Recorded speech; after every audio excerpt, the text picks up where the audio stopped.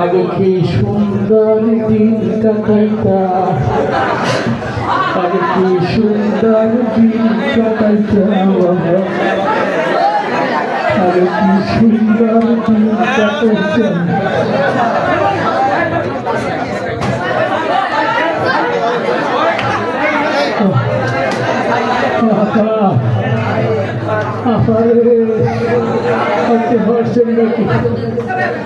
আমার কল দিনে কেটে এই অসময়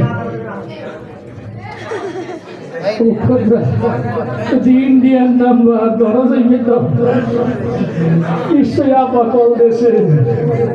আপা এর আগে ইন্ডিয়াতে যে কয়জনকে কল দিয়েছে সে কয়টাই কট খাইছে। আপার কল আর ধরা যাইবে না। ওরে স্বার্থপর আপা কি আচরণটা কর। আপনার লিগে আমরা কত বুজুর্গ পিটিয়েছি, মানুষের পিটিয়েছি, অসহায় মানুষে গুম করছি, খুন করছি। যাওয়ার সময় আমাকে যাতে একবারও মনে সবসময় এত বড় একটা হেলিকপ্টারে 20-22টা লাখেজ নিয়ে গেল, আমাকে একটা খুনের দিলে কষ্ট তো ভাবলাম আপা যেহেতু হেলিকপ্টারে চলে গেছে আমি একটু যাই দিই বেনাপুর বর্ডার দিয়ে হান্দানো যায় নাকি। ও খোদা বাসে উঠতে যাই দেখি আওয়ামী লীগের নেতা পাইনি ফিটাই ধরে। আমি ভাবলাম যে বাসে যাওয়া যাবে না। পরে দিয়ে পিছনে একটা টেরা গেছে, টেরা কালার পেলাম ভাই আমার একটু নিয়ে যাও ভাই, আমার কোনো রকম বেনাপুর বন্ধ নিয়ে সাইডে টেরা কালার করে লওয়া যাইবে না। আমি গেল ভাই আমার কাছে 20,000 টাকা আছে করে দিতে আসি, আমার টেরা কালার আমার ওই 20,000 টাকা হাতে লইয়ে যাইতে পারি, কিন্তু সামনে জায়গা হইবে না। পিছনে ওই যে ছাগল নিয়ে যাইতেছি, ছাগলের সাথে বসতে আমি বললাম আমি একজন নেতা, আমি ছাগলের সাথে যাই হোক যান বাঁচানো খরচ। পিছনে যাইয়া উঠলাম ছাগলের সাথে। ছাগল তো ছাগলই বইছি, ওরে কোথায় এদিকটাই বলে সে কোথা দেয়, আরেক দিকটাই সে কোথা দেয় না। শোনেন কাহিনী বাকি আছে। ছাগলের গন্ধে পেটের ভিতর মশরা মশি শুরু হয়েছে। ভাবলাম একটু গ্যাস্ট্রিকের ট্যাবলেট খাইলে মনে একটু ভালো লাগবে। ট্যাবলেটটা বাইর কিনে সেই মুখে দিলে এদিক দ্বারা পাটার করে পাঠাইছে, দুটা দিয়ে ট্যাবলেটটা দিছে ফালাই। আমি বললাম বিপদের সময় নেতার লাগে ছাগলের মজা লয়। সেটা কি নিচে হাতাই ট্যাবলেটটা টুকে দিয়ে ঘুরে খোঁজায় এত ট্যাবলেট কমে যায়।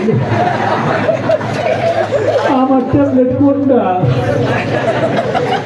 অন্ধকারের ভিতর কোন রকম মাথায় একটা ট্যাবলেট পাইছি। ভাবলাম যাকে একটু খাইয়ে ফেলাই। গালে দিয়ে দেখি এত ট্যাবলেট কোন ছাগলে জানি বাইরে দিয়েছি। কোন রকম রসদ যাইয়ে আমার জামাই দিলে দেখি গভীর রায় ঠিক গেছে, 12টা 1টা লেগে গেছে। ভাবলাম হোটেলে থাকতে গেলেও তো আবার পট খেয়ে যেতে পারি। হোটেলে না গিয়ে গেরেস্টের বাড়ি গেলাম, যাই ডাক দিলাম ভাই গো কে আসো আমার একটু বাসা, আমার বিপদে বসি। ভিতর থেকে মাথায় ডাক দিয়ে কয় কি বাড়িতে কোনো পুরুষ মানুষ নাই, থাকতে যাওয়া যাইবে না।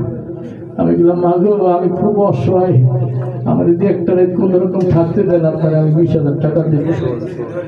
তারপরে মাতারি কয় কি যে আমার বাড়ি কোনো পুরুষ মানুষ নাই, যদি থাকতে হয় গোয়াল ঘরে রেখে থাকে।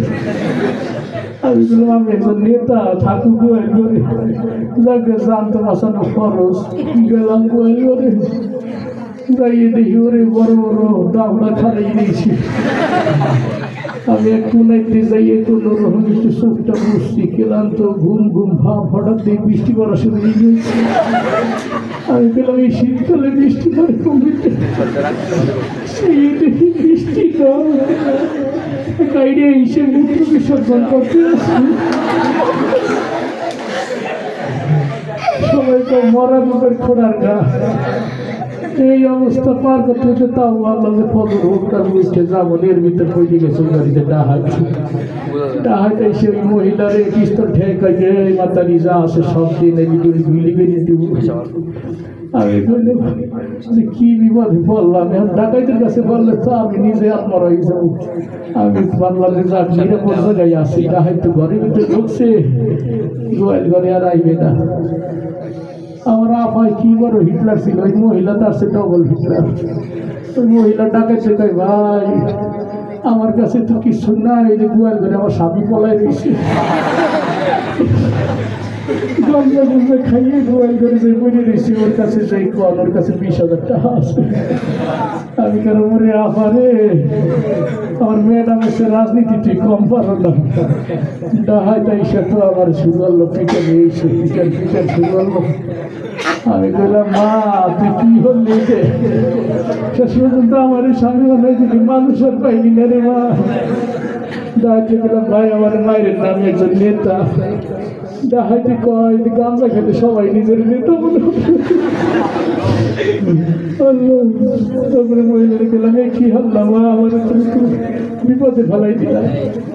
ডাহাইত কয় কি আজকে মনে হয় গাঁজা লাইটে বেশি খাইছে, বউরের মা তো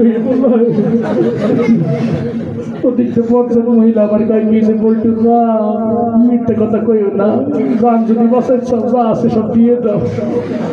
ওরে ডাকাইতে হাতে মায়ের মুড়ি খাইয়ে যা ছিল সব দিয়ে ফকির হইয়ে ভাবলাম যে যাই, যে সেশনটা খাইছি হাসপাতালে যাই। 20,000 টাকা অত ডাহাইতে মাইরি দিছে, ওই মহিলার ভাতার মনে বিক্রি।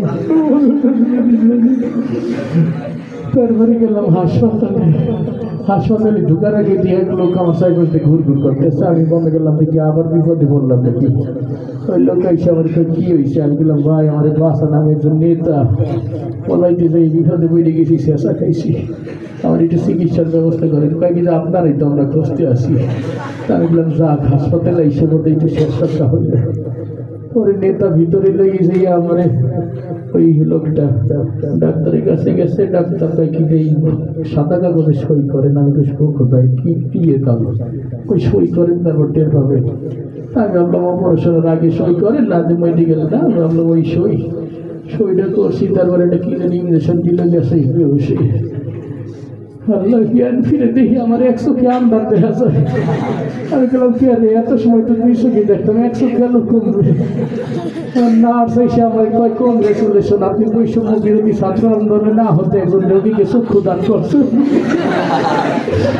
আমি বললাম সেই ফলাকে আমরা সারাদিন পিটাইলাম, এরে বলে আমি চক্ষুদান করবো, খাইয়ার কাম নাই, আল্লাহ তুমি মনে উঠেইলেই যাও। ওই নাচটা কি কেন আপনি কি মরণোত্তর দেহটাও দান করতেছেন? আমি কিন্তু আরে বাবা তুই আমার আর কিছু কইস না, আমি কথা কইলেই কট খেতে আছি, আর কথাবার্তা কিছু করবো না। তারপরে 8টা আপনাকে অনুষ্ঠানে এলাম। আল্লাহ যে জামাত শিবির হেফাজতে পিটাইতে পিটাইতে আমি এই জন্মে আইসি, ঢেকুর কাছেই বলে আমার চক্ষু দান করে দিয়েছে। এই জায়গা দেখি সব টুপিওয়ালা দেখা যায়, এই জায়গা কি হেফাজত আছে নাকি? হ্যাঁ আপনারা কি হেফাজত নাকি?